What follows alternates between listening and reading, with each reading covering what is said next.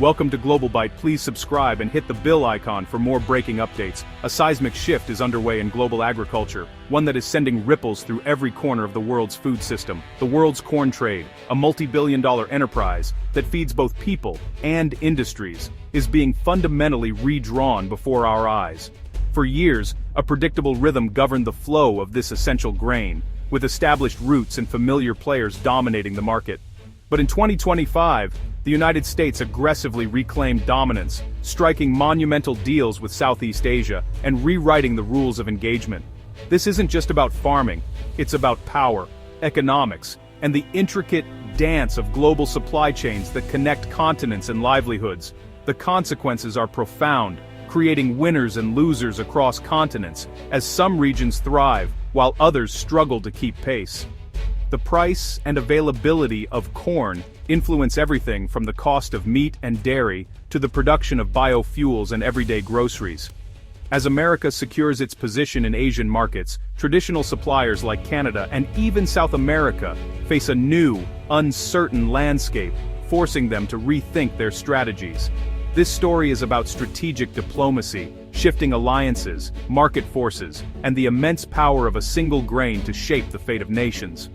The U.S. strategy courts Southeast Asia's booming economies, Vietnam, Indonesia, the Philippines, hungry for animal feed and eager to fuel their growth. Armed with a bumper harvest and competitive prices, the U.S. captured this demand, signing billion-dollar agreements that rerouted global trade and shifted the balance of power. As we enter 2026, American farmers celebrate record exports and newfound prosperity, while competitors in South America and Canada scramble to adapt to a rapidly changing world. For decades, the U.S. has dominated the global corn market, its Midwest corn belt producing staggering quantities. U.S. exports traditionally flowed to Mexico, Japan, and more recently China, thanks to reliable production and advanced logistics. Canada, while significant, plays a different role. Most of its corn feeds its own livestock, especially in the East, while the West often imports U.S. corn. This created a symbiotic, if imbalanced, trade relationship. Asia has always been the ultimate prize for exporters, with its massive populations and growing demand for animal feed. In recent years, South American suppliers like Argentina and Brazil challenged U.S. dominance, especially in Southeast Asia. But the market has always been volatile, subject to weather, policy, and currency swings. Against this backdrop of shifting allegiances, the U.S. made its bold move to reclaim the Asian market. The summer of 2025 marked a turning point in the global agricultural landscape, as the United States set its sights on Southeast Asia with renewed determination and strategic vision. The U.S. launched a sweeping diplomatic and commercial offensive in Southeast Asia, aiming to secure its place as the region's primary supplier of agricultural goods and to outmaneuver its global rivals.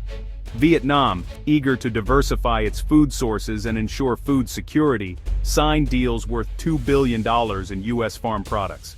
Of that, $800 million was dedicated to corn, wheat, and soybean meal, a dramatic pivot away from its traditional suppliers and a clear signal of shifting alliances. Indonesia and Bangladesh quickly followed Vietnam's lead, each committing to major U.S. grain purchases, further amplifying the momentum of America's push into Asia. These landmark deals embedded U.S. agriculture deep within the region's supply chain, displacing long-standing competitors from Australia, the Black Sea, and South America, and redrawing the map of global grain flows. The speed and scale of this transformation stunned market observers and analysts, who scrambled to adjust their forecasts and understand the new dynamics at play.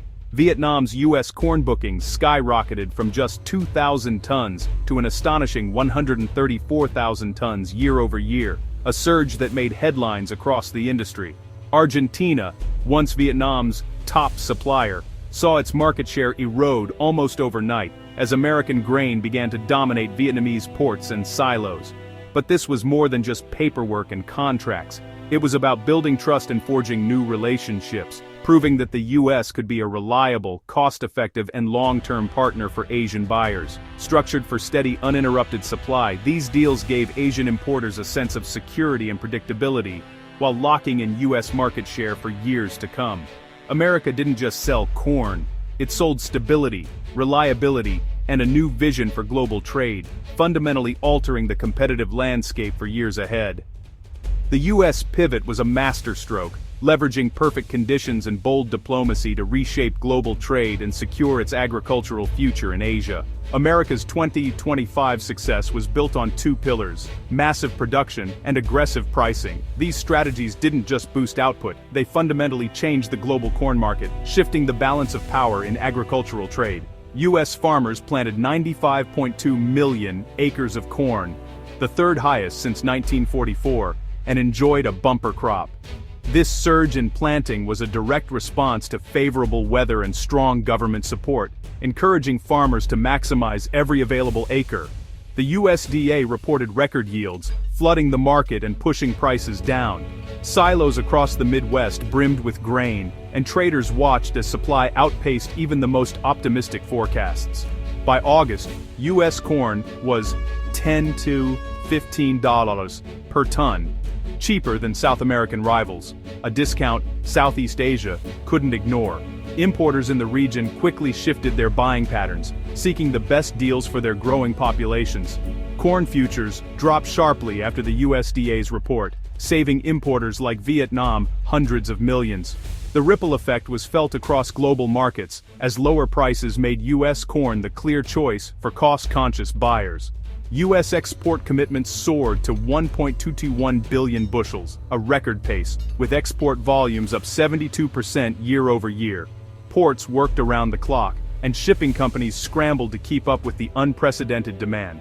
Notably, this surge happened without China's participation, highlighting the success of the Southeast Asia pivot. The U.S. found new partners and proved its adaptability in a changing global landscape. Competitors like Brazil and Argentina couldn't match U.S. prices. Argentina's reinstated export tax further hurt its position. Meanwhile, logistical challenges and higher costs limited Brazil's ability to compete, leaving the U.S. in a dominant spot. Analysts agreed. Strategic deals and low prices gave U.S. exports a decisive edge. The combination of smart policy, market timing, and sheer scale made the difference. The numbers told the story. America redrew the map with economics, not force. In 2025, it was strategy, innovation, and relentless production that changed the world's corn trade forever. The export surge brought a windfall to American farmers, providing stability after years of uncertainty.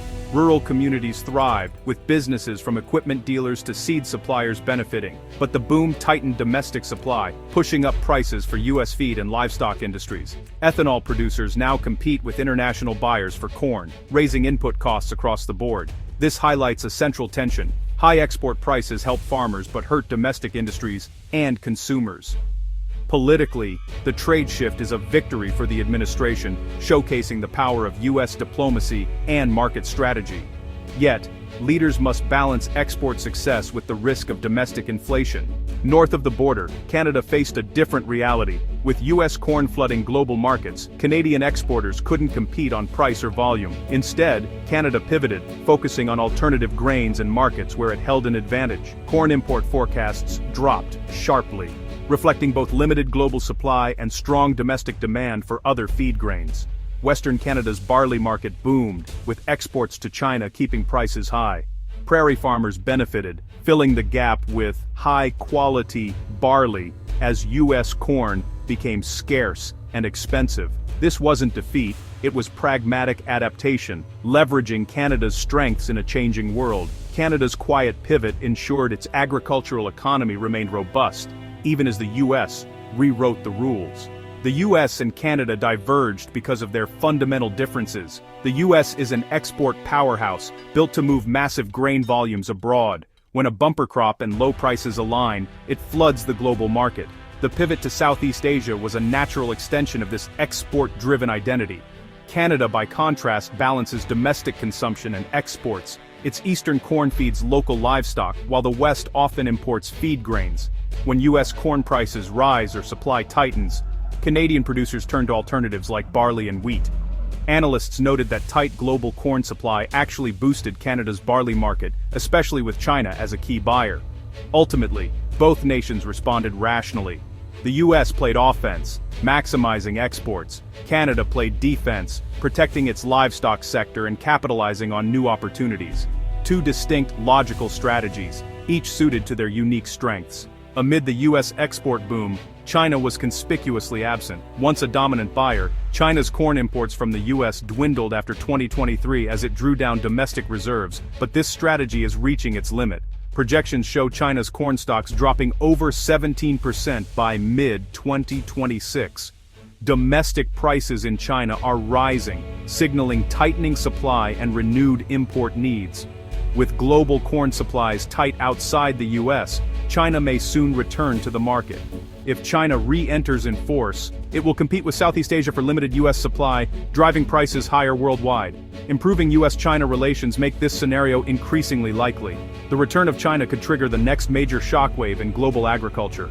The events of 2025 prove global trade is always in flux. America's pivot to Southeast Asia redrew the corn trade map, bringing prosperity to its farmers but new challenges for others. Canada adapted, focusing on its strengths in barley and domestic markets. The diverging paths of these neighbors show there's more than one route to success in global agriculture.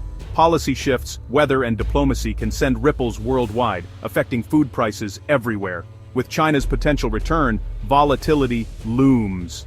The only certainty, those who adapt will thrive. The story of the great corn trade shift is just beginning, a new chapter in the ever-shifting fields of global agriculture.